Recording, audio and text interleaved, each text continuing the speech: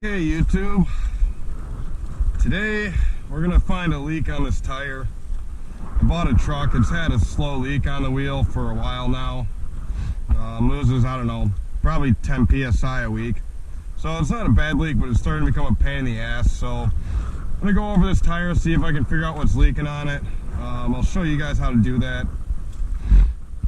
We'll go from there. So first thing we're gonna want to do is take the wheel and just clean it off.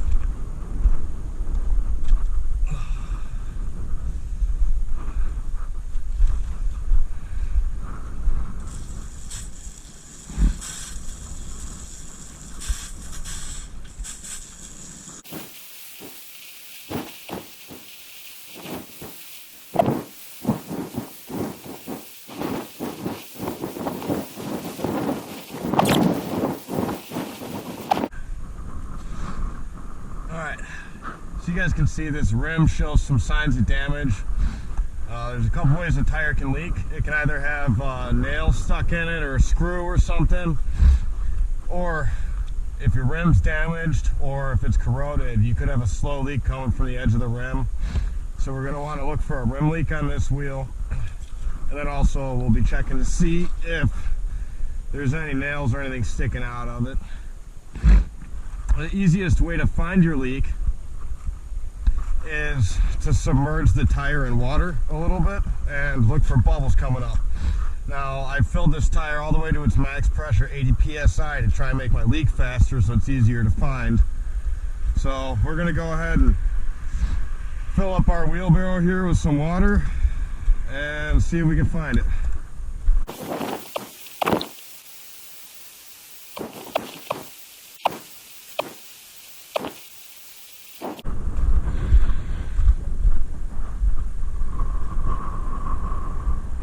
Okay, now we have our wheel submerged in water. We're going to slowly rotate it and look for bubbles coming up.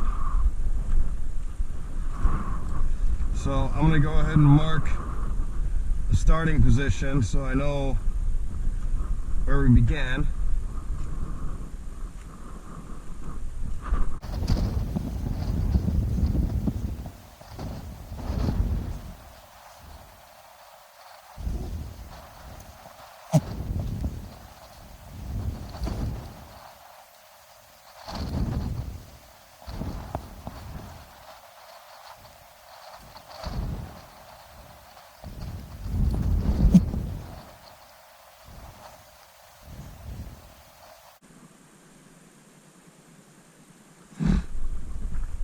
Now, as you can see, there's bubbles coming up down here. So it looks like we may have found the source of our leak.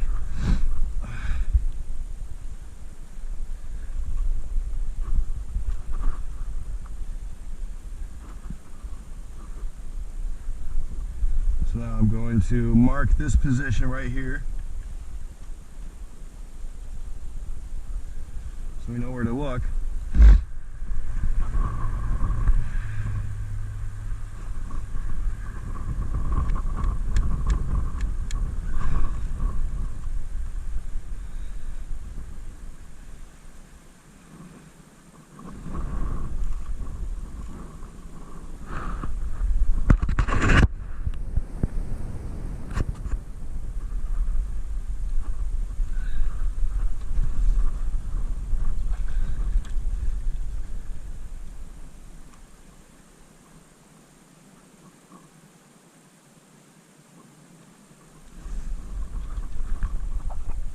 Okay, now you can see the spot leaking right here.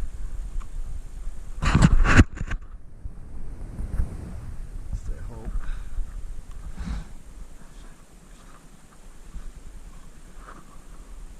So there she is. There's something in the tire right here. Now we just need to take it out to the shop and put a plug in it. I put the tire back on the truck. I find that it's easier to work on if it's not moving around on you while you're trying to ream the hole and put the new plug in. So I let this depressurize a little bit because it's kind of a pain when you have 80 psi of air fighting you trying to get the plug in. So what we're going to start by doing is taking our reaming tool and we're going to ream the hole out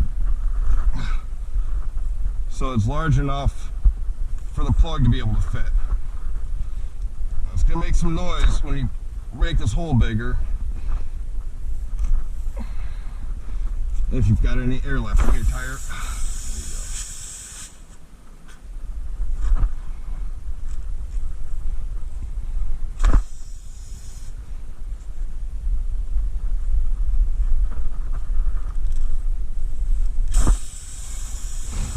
So now once you got your hole cleaned out real good, take your plug,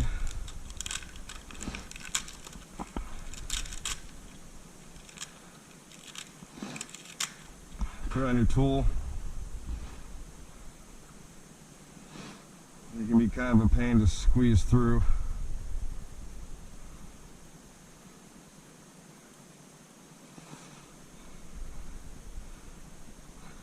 Now,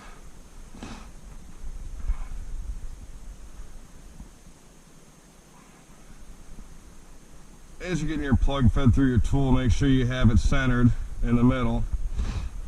Once you have it about even, take some rubber cement. It helps kind of lubricate the plug as you're installing it in the tire, and additionally it'll help seal it. So we're going to soak this in the rubber cement, install it in the tire, and then rotate it a turn and a half and pull it back out. And we should have 4 strands of this plug going through our hole here.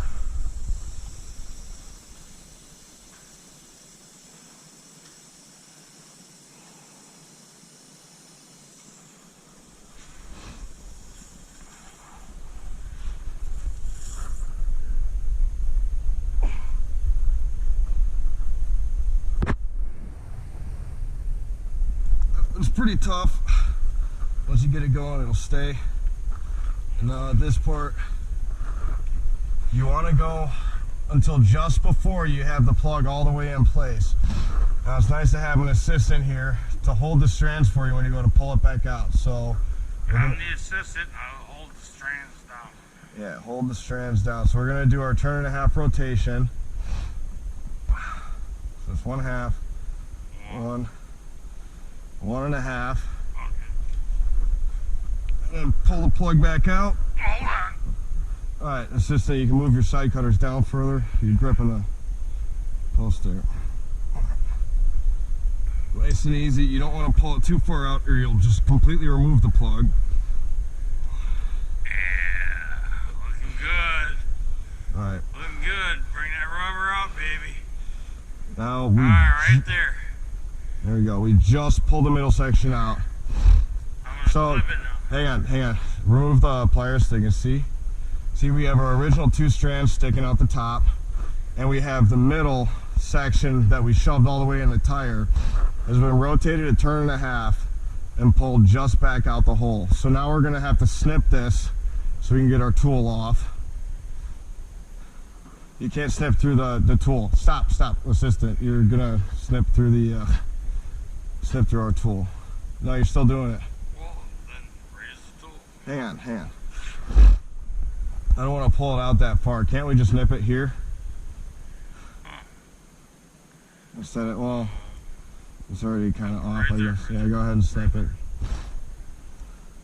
So now we're going to snip it off. See, you don't want to cut too much of the plug off because they're really short these days. It can be a pain. There you go. So now we have 4 strands. Now we snip the rest. Get the rest of the excess off. And just drive it.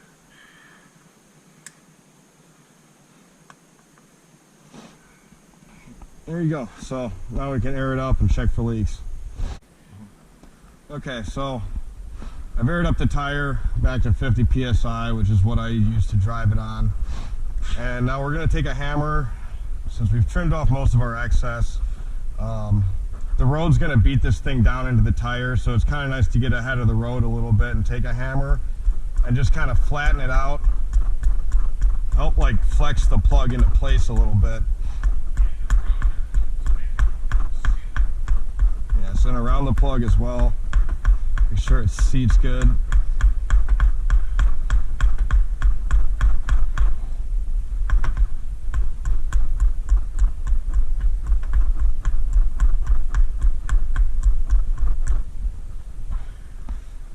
There, so now it's been agitated enough, it should be able to seat into place, and next time you drive it, the road's just going to slowly kind of wear the plug down until it's flush with your tire, and you'll be good to go. So it's nice to carry a gauge with you after you put a plug in. You know, it's just good practice to check your tire pressure next time you're done driving it, and make sure your plug took well. Now, there's one other thing we can do while we're here. Since we've got our plug in place, there's pressure in the tire, we can do our bubble check for leaks again. And just see if anything's coming out. Now, we had some pretty obvious bubbles coming up earlier when we first identified the leak, and as you can see, there's nothing coming off of it right now. So next step is to drive it and test it, and if it's maintaining pressure, you did it right. Cool, all right. Yeah, you were trying to cut through the fucking tip of the tool, Dad. Like, God, I wish I would have had better jokes about that. We should have got a better assistant.